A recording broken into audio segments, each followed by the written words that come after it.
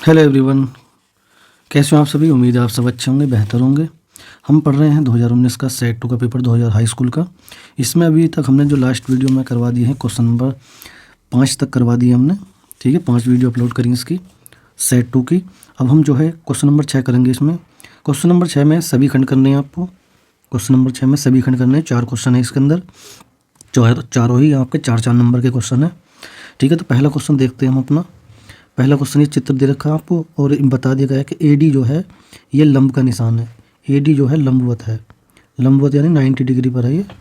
ठीक है, ये 90 डिग्री का कोण है ये वाला। इधर भी 90 डिग्री, इधर भी 90 डिग्री है।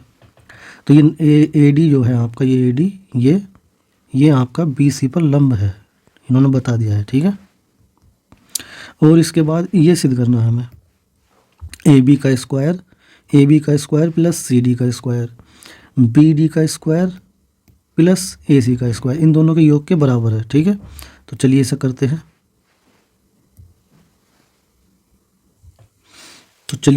हैं। सबसे पहले हम जो इस वाले त्रिभुज की बात कर लो, या इस वाले त्रिभुज की, कोई सी भी एक त्रिभुज की हम लिख सकते हैं। चाहो तो इस वाले की कर लो पहले, कोई दिक्कत ना हो। पहले इस वाले की कर लेते हैं। लिखेंगे समकोण त्रिभुज, समकोण है ना ये, तो समकोण त्रिभुज ADB में, जिसमें से कोण D जो है वो आपका 90 डिग्री का है। ठीक है, इसे चाहो तो लिखो या मत लिखो, ये तो मैं बता ही रहा हूँ बस। समकोण त्रिभुज ADB में, ठीक है, ADB में, तो कोण आपका जो D है, चलो लिख देता हूँ, ये 90 डिग्री है आपका। इसमें जो है ये, इस त्रिभुज को दोबारा से अगर मैं यहाँ बनाना चाहूँ तो कैसे बनेगा ये, हम बना देते हैं। चलो ऐसे ही बनाएंगे सिंपल में। हमारे पास ये D कोण पर, तो D वाले पर तो 90 डिग्री का है, तो D तो यहाँ आएगा। ठीक है,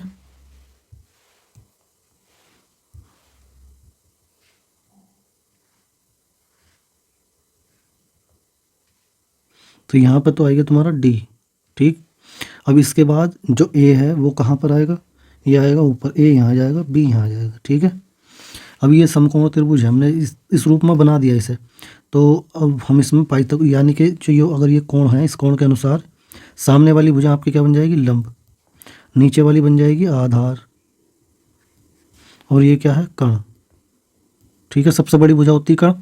तो इसमें पाइथागोरस प्रमेय लगाएंगे हम। इसमें आपका जो आधार है वो क्या हो गया, आधार हो गया तुम्हारा BD। ये वैसे लिखने की ज़रूरत नहीं है, फिर भी मैं लिख रहा हूँ, तुम दिखा रहा हूँ आपको, AD।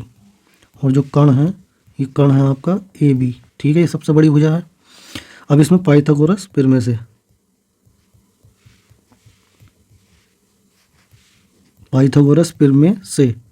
पाइथागोरस प्रमेय से हम लगाएंगे तो फॉर्मूला क्या है, कर्ण का वर्ग होता है बराबर आधार का वर्ग प्लस लंब का वर्ग, वर्ग मतलब स्क्वायर। कर्ण हमारा क्या पास है, AB, तो AB का स्क्वायर, आधार है BD, तो BD का स्क्वायर, और लंब है हमारे पास AD, तो AD का स्क्वायर। ये होगी समीकरण नंबर 1। ठीक है, अब हम दूसरे त्रिभुज की बात करेंगे ऐसी, तो लिखेंगे समकोण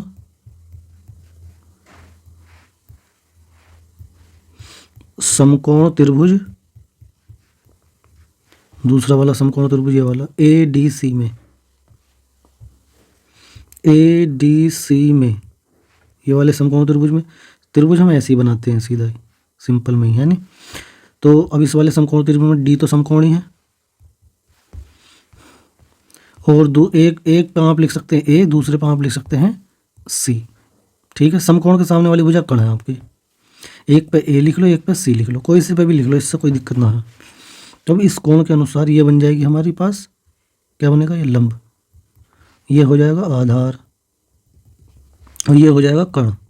ठीक है, तो फिर से लगाओ इसमें पाइथागोरस प्रमेय से। आपका ये तो लिखने की जरूरत नहीं, तो पाइथागोरस प्रमेय से लिख दो, चाहे पाइथागोरस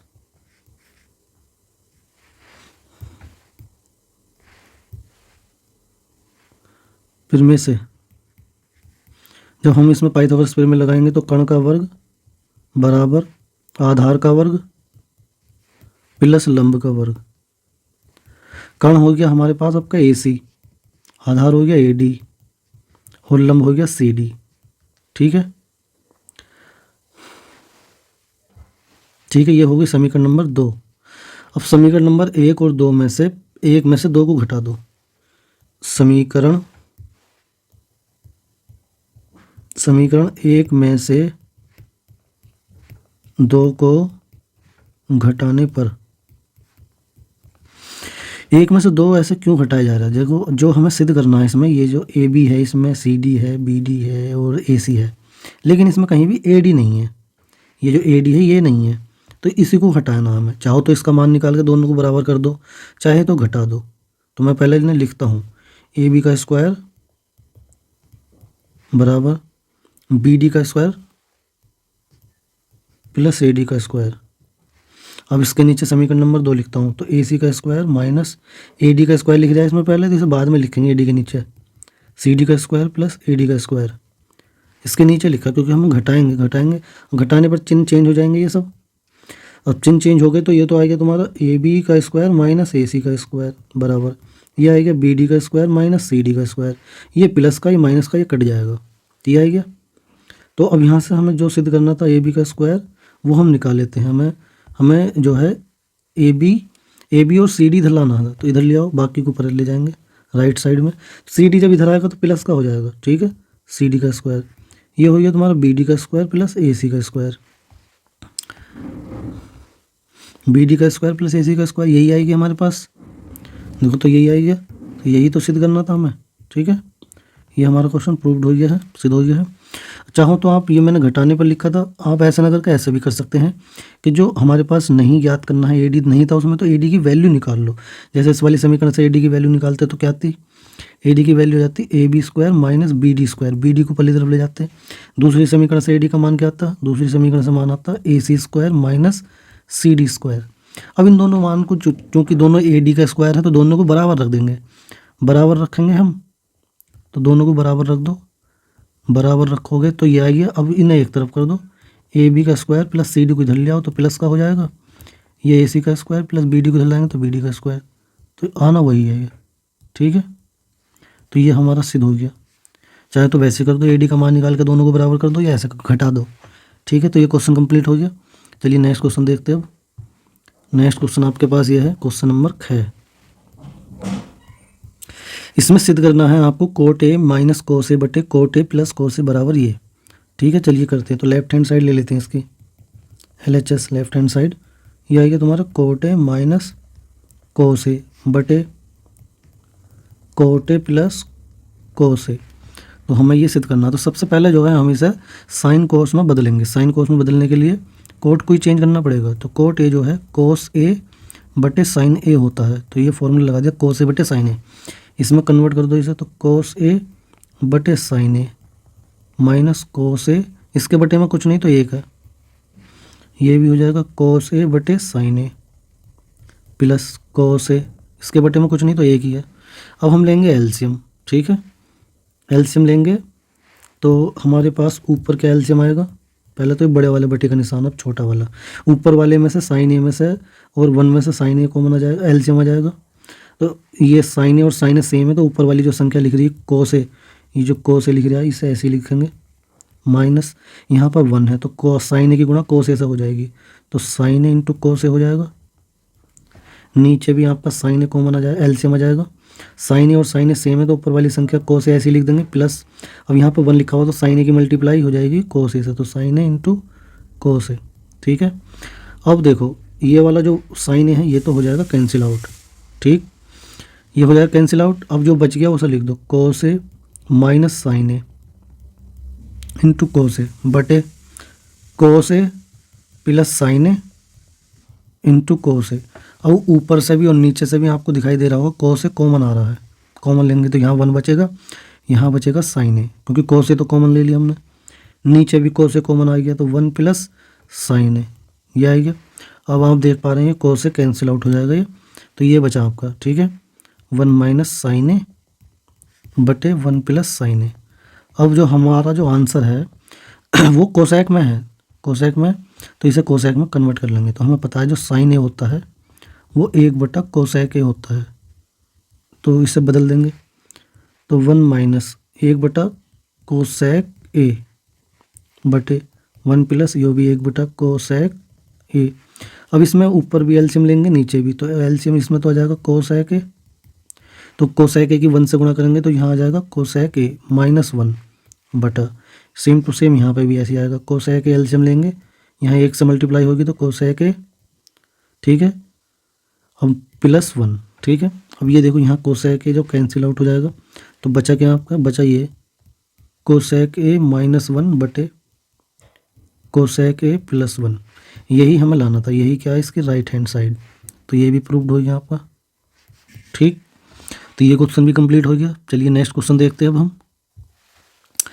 नेक्स्ट क्वेश्चन है आपका एक गोला है जिसका व्यास 12 सेंटीमीटर है, एक लंबवृत्तीय बेलनाकार बर्तन में डाला जाता है जिसमें थोड़ा पानी भरा है। यदि गोला पानी में पूरा डूब जाता है तो बेलनाकार बर्तन में पानी की सतह 3 से ही 5/9 सेंटीमीटर बढ़ जाती है। तो बेलनाकार बर्तन का व्यास ज्ञात करना हमें, पहले त्रिज्या ज्ञात करेंगे, व्यास जो हो त्रिज्या का दुगना होता है, ठीक है। तो इसे करने के लिए चलिए इसे भी करते हैं। सबसे पहले हम जो है इसमें, हमें इतना तो पता है कि गोला कैसा होता है, ये गोल होता है लेकिन ये ठोस होता है, ठीक है, ये ठोस होता है। इसकी इन्होंने त्रिज्या दे रखी है कितनी, हमने मान लेंगे आर, छोटा है, छोटी स्मॉल आर मान लेंगे, और एक बेलन है, ठीक है, बेलन इस टाइप का होता है, ये लंबवृत्तीय बेलन, ठीक है। इसमें इन्होंने बोला कि इसमें थोड़ा सा पानी भरा हुआ है, इसकी हमने त्रिज्या मान लेंगे कैपिटल आर, यहाँ से यहाँ तक त्रिज्या होती है आधी, तो ये हो गया। लेकिन इसमें क्या किया गया, गोले को इसके अंदर डाल दिया गया है, तो डालने के बाद जो फिगर बनेगा वो कैसा बनेगा,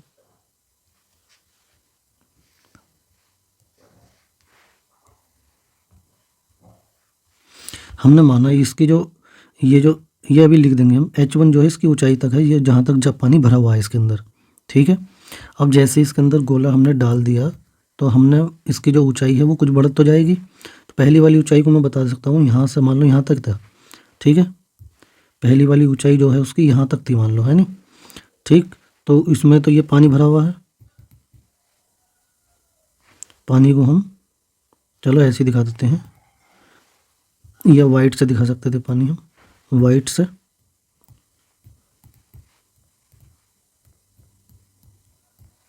तो ये जो इसमें पानी भरा हुआ है यहाँ तक पहले भरा हुआ था, और इसके बाद जैसे हमने इसमें गोला डाला तो गोला मान लो ये गोला डल गया इसमें, ठीक है, ये ठोस गोला होता है ये। तो अभी तो हम इसे यहाँ पर कैसे दिखाएंगे, खाली दिखाएंगे।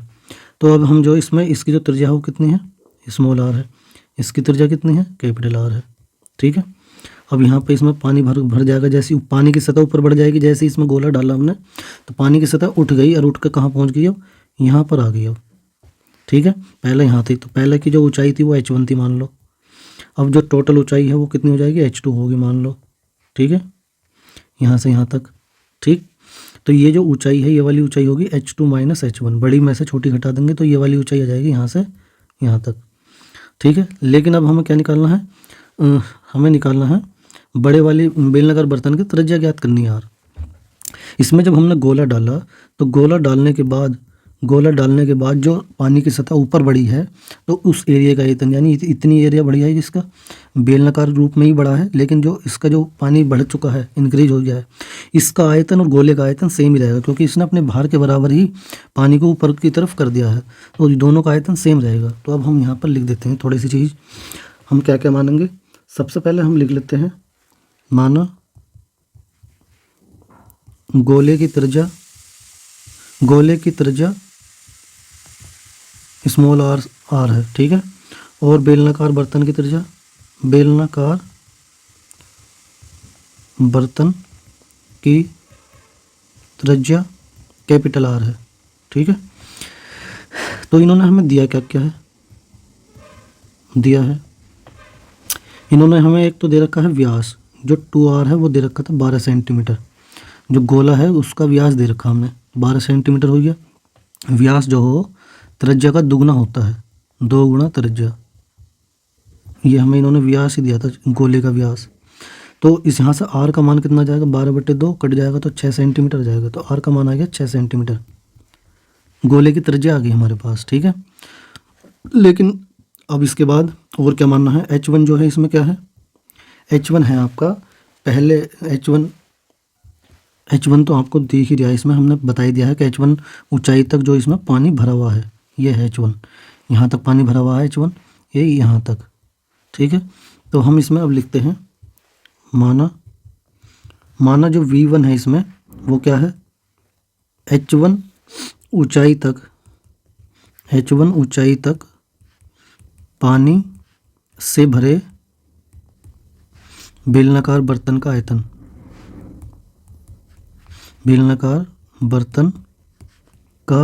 आयतन, ये भी वैसे इतनी चीज़ें लिखने की ज़रूरत नहीं, लेकिन थोड़ा डिटेल में समझाने के लिए ज़रूरी है, मगर ज़रूरी नहीं कि तुम एग्ज़ाम में भी पूरी डिटेल लिखो, मर्जी है वो आपकी। V2 हम मान रहे हैं क्या, V1 हमने क्या माना है, जो V1 है हमने माना है ये माना V1, जिसमें ये पानी भरा हुआ है यहाँ से यहाँ तक, ये येलो लाइन तक, तो ये V1 है ये वाला एरिया, ठीक है। अब देखो ये इसका आयतन हो गया, ठीक है। अब V2 क्या है, V2 हमने मान लिया गोले का आयतन, ये जो गोले का आयतन है ये H2 माइनस H1 ऊंचाई तक जो पानी ऊपर चल गया, इंक्रीज हो गया, ये उसका आयतन है ये, ठीक है। ये दोनों का आयतन सेम ही है, तो गोले का आयतन लिख दिया हमने उसे V2। एक चीज़ और दी थी हमें, यहाँ पर दिया क्या था और इन्होंने, ये जो H2 माइनस H1 ऊंचाई तक जो पानी इंक्रीज हुआ था, H2 पूरी ऊंचाई है यहाँ से यहाँ तक, और H1 नीचे मानी हमने यहाँ से यहाँ तक, तो उसमें से जब उसे घटाएंगे तो H2 माइनस H1 आएगा, यही हमारी जो है ऊंचाई इंक्रीज हुई है, तो इसे H2 माइनस H1 बोले 3 से ही 5/9 सेंटीमीटर, यानी इसे सही सोल्व करेंगे तो क्या आएगा, 9 या 27 में 5 जोड़ेंगे क्योंकि 32 आ जाएगा, 32/9 सेंटीमीटर, ये हमारी ऊंचाई इंक्रीज हुई है गोला डालने के बाद इसमें, ठीक है। तो हमने V2 को मानना गोले का आयतन है, ठीक है। और जो V है, V आपका है H2 ऊंचाई तक, यानी जहाँ तक पानी पहुँच गया है, H2 ऊंचाई तक पानी से भरे बेलनाकार बर्तन का आयतन,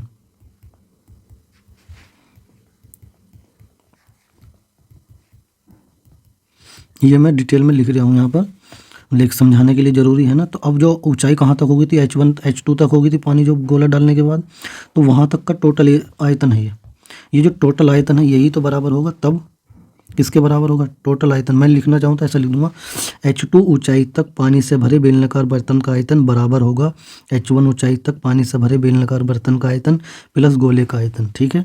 लिखना चाहो लिख सकते हो, जैसे इसे हमने V2 मान लिया था इसका आयतन, तो V1 और V2 का आयतन V के आयतन के बराबर होगा, टोटल के आयतन के, तो मैं डायरेक्ट ही लिख देता हूँ इसे, तो यहाँ पर तब V बराबर होगा V1 प्लस V2, ठीक है। V क्या है, टोटल आयतन है बेलनाकार बर्तन में, अब जहाँ तक पानी भर गया है H2 ऊंचाई तक, ठीक है, हमने लिख दिया ऊपर। तो इसका बेलनाकार बर्तन बेलन का आयतन क्या होता है, पाई R स्क्वायर H यहाँ पे क्या आएगा, H2 आएगा, H2 ऊंचाई तक है ना ये। V1 क्या है, H1 ऊंचाई तक, तो ये भी बेलनाकार है, पाई R स्क्वायर H1। और V2 क्या है, गोले का आयतन, V2 मैंने गोले का आयतन हो 4/3 पाई, इसका जो गोले का त्रिज्या है वो कितनी है, स्मॉल है, तो R3, ये इसका फॉर्मूला हो। अब तीनों में हम देख रहे हैं पाई है, तो पाई तो कांस्टेंट है, तो ये कॉमन लेकर कट जाएगा। अब यहाँ पाएंगे R स्क्वायर H2, ये आएगा तुम्हारा R square H1 plus 4/3 R3, R हमने निकाल लिया है, चाहो तो अभी R ही लिख दो, ठीक है। R का मान हमने निकाल लिया है, कितना आया है, 6 सेंटीमीटर। अब इसमें से इसे जो लेफ्ट साइड लेकर आएंगे तो R स्क्वायर H2 माइनस हो जाएगा, ये R स्क्वायर H1 बराबर 4/3 गुणा 6 हो गया, तो 6 का क्यूब हो जाएगा।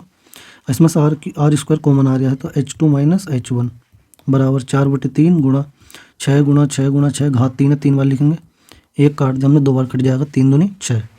अब यहाँ पर हमारे पास हमें पता है H2 माइनस H1 का क्या मान आया था, 32/9 सेंटीमीटर स्क्वायर, ये है ना सेंटीमीटर। तो अब यहाँ पे लिख दिया हमने, तो 4 गुणा 6 गुणा 6 गुणा 2, इतना बच गया बस। अब हम क्या करेंगे, क्रॉस मल्टीप्लाई कर देंगे, या काट सकते हैं, 4 से कितनी बार कटेगा, 4 × 32, ठीक है, और फिर 2 से भी कट जाएगा, 2 चौक 8, तो R स्क्वायर बराबर 9 तो क्रॉस मल्टीप्लाई होगा, इधर जाएगा, ठीक है, ऊपर, और 4 आ जाएगा बटे में, R स्क्वायर है तो R निकालेंगे तो अंडर रूट लग जाएगा, 6 गुणा 6 9 को लिख सकते हैं 3 गुणा 3, 4 को लिख सकते हैं 2 गुणा 2। हमें पेयर बनाने हैं तो इस लूप में हमने बना लिया, इसका 6 का जोड़ा बन गया, 3 का जोड़ा और 2 का, तो पेयर बन गया। तो पेयर बनने पर 1 के रूप में बाहर निकलेगा, 6 1 आ जाएगा, 3 भी आ जाएगा, 2 भी आ जाएगा, ठीक है। चाहो तो उनकी गुणा कर लो, और फिर हमें पता होगा स्क्वायर ही आएगा कोई ना कोई, तो यानी 18 का स्क्वायर आता है ऊपर, 6 × 18 300, 24 आता है ऊपर गुणा करने पर। तो ठीक है, चलो चाहो तो ऐसे लिख लो पेयर के रूप में, चाहो तो वैसे गुणा करके लिख लो। तो ये आएगा, इससे काट दो, 2 तिया 6, 3 से गुणा कर दें, 3 तिया 9। तो त्रिज्या तो आ गई आपकी बेलनाकार बर्तन की 9 सेंटीमीटर। लेकिन हमें क्या चाहिए, व्यास चाहिए। अभीष्ट व्यास लिख दो या व्यास लिख दो, या बेलनाकार बर्तन का व्यास भी लिख सकते हैं। तो व्यास आ जाएगा 2r, त्रिज्या का दुगना 2 गुणा 9, कितना आ जाएगा 18 सेंटीमीटर। ये इसका क्या आ जाएगा, आंसर आ जाएगा। ठीक है, तो ये क्वेश्चन भी कंप्लीट हो गया। वीडियो थोड़ी लंबी हो रही है इसमें। अब चलिए क्वेश्चन है बच रहा है लास्ट का। अच्छा, तो चलो इसे भी करते हैं।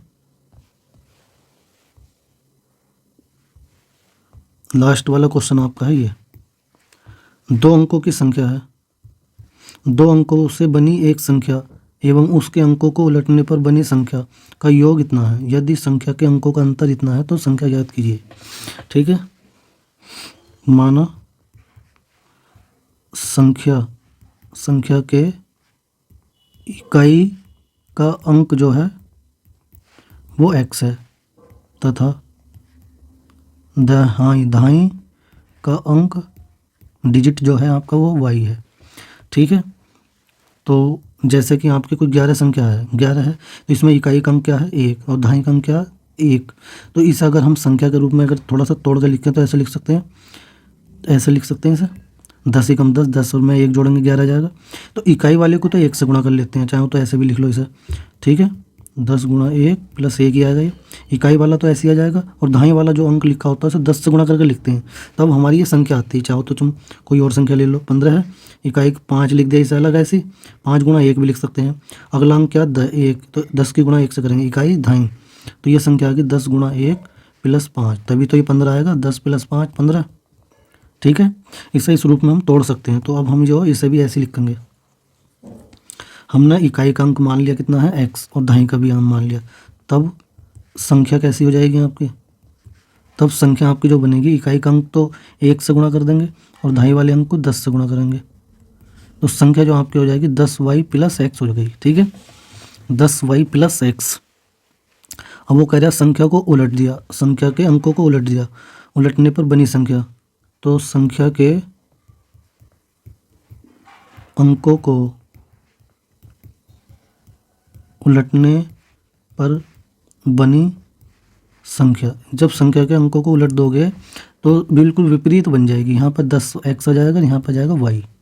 जब पहले मान लो x, पहले तुम्हारी थी yx, अब तुमने बना दी xy, संख्या के अंकों को पलट दिया। जैसे पहले 24 थी, अब तुमने क्या कर दिया 42, इस टाइप से। ठीक है, तो अब हमने क्या करा, ये लिख दिया संख्या।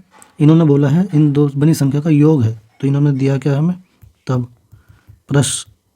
प्रश्नानुसार इन्होंने बोला है इन दोनों का योग, तो 10y प्लस x और 10x प्लस y का योग 66 है।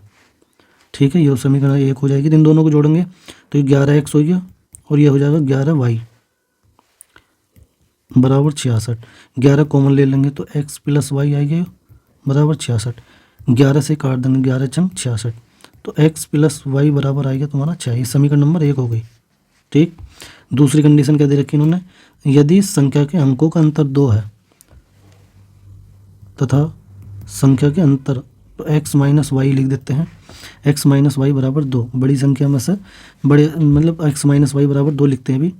अभी हमें नहीं पता इसमें से बड़ा अंक कौन सा है, x है या y, तो हमने x माइनस वाई लिख लिया अभी फिलहाल के लिए। ठीक है, तो हमारे पास क्या संख्या, समीकरण नंबर 2 आ गई है। इन दोनों को सोल्व करो, x प्लस वाई बराबर 6, x माइनस वाई बराबर 2, घटा जोड़ दो, जोड़ोगे तो क्या हो जाएगा, y plus Y minus cut जाएगा, ये हो जाएगा 2x बराबर 8। 8 हो गई, तो x बराबर कितना आ जाएगा 8/2 यानी 4 आ जाएगा, कट गया 2 चौक, तो x का मान 4 आ गया। ये x का मान 4 किसी भी एक समीकरण में रख दो, 1 में रख दो, इस वाली में रख दो या नीचे वाली में रख दो। तो x प्लस वाई बराबर 6 था, ये इसमें रख दिया, तो x का मान 4 प्लस वाई बराबर 6। तो यहाँ से y का मान आ जाएगा 6 माइनस 4 यानी y का मान आ गया 2। तो हमारे पास जो संख्या बन गई, संख्या अभीष्ट संख्या लिख सकते हैं। अभीष्ट संख्या जो होगी हमारे पास, वो हमारे पास संख्या क्या थी, संख्या थी हमारे पास ये 10y प्लस x। तो इसमें मान रख दो, 10 गुणा y का मान 2 है और x का मान कितना है 4। इन दोनों के गुणा करो, 10 दूनी 20 प्लस 4, तो ये आ जाएगा 24, यानी वो संख्या क्या आ जाएगी 24। इसका उल्टा भी लिख सकते हैं हम यहाँ पे, इसका आंसर 42 भी हो सकता है संख्या, क्योंकि अगर यहाँ पे हमने भी x माइनस वाई इनका दो लिया था अंतर, चाहो तो यहाँ पे कह दो कि हमने इकाई का अंक 2 लिया, इसके जैसे जैसे हमने ये लिया इसके हिसाब से तो 24 आएगा। यदि हम इकाई का अंक y ले लेते, दहाई का अंक x ले लेते, तो या फिर ऐसे समझो कि इनका अंतर y माइनस, हम यहाँ पे ऐसे लिख देते कि y माइनस एक्स बराबर 2 है, तब हमारा जो आंसर आएगा वो उल्टा आ जाएगा इससे, क्योंकि हमारे पास x प्लस वाई बराबर 6 है, इससे चाहो तो y प्लस एक्स बराबर 6 लिख लो, और ये y माइनस एक्स बराबर 2 घटा जोड़ोगे तो x कट जाएगा, ये 2y बराबर 8 आ जाएगा, 2y बराबर 8, तो y का मान यहाँ से 4 आ जाएगा, y का मान 4 तो x का मान 2 आ जाएगा, दोनों का योग 6 है ना। तो अब जो संख्या आएगी, संख्या आ जाएगी तुम्हारी, संख्या थी तुम्हारी 10y प्लस एक्स, ठीक है, तो 10 गुणा y का मान कितना 4 प्लस इसका मान 2, ये 40 प्लस 2, तो संख्या आ गई आपका तुम्हारी 42। तो इन दोनों में से कोई सा भी आंसर हो सकता है, संख्या यो या फिर आपका आंसर 42 भी हो सकता है, ठीक है, दोनों में से कोई भी हो सकता है। तो ये क्वेश्चन, चारों क्वेश्चन मैंने इस वीडियो में करवा दिए हैं, उम्मीद करता हूँ आपको सभी क्वेश्चन क्लियर हो गए होंगे, समझ आए होंगे, ठीक है। तो वीडियो को जरूर लाइक करके जाएँ, चैनल को भी सब्सक्राइब कर लें ताकि हमारी जो वीडियो नेक्स्ट वीडियो वो आपको मिल जाए, ठीक है। वीडियो देखने के लिए बहुत बहुत धन्यवाद, थैंक यू।